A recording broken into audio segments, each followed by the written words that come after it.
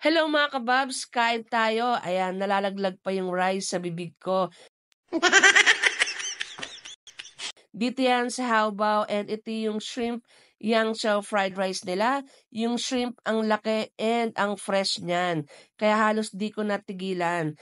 Ito naman yung pork Shanghai nila. Masarap yan, crispy and tasty. Bagay na bagay sa fried rice. And yung siomai nila, it's pork, malaki yan. Hindi nga lang siya yung Chinese authentic siomai, but goods na rin.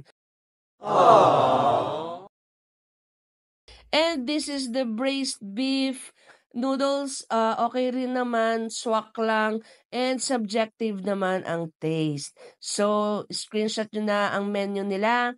You can try other food din naman. And dito lang yan, located sa Angeles City sa may Marisol.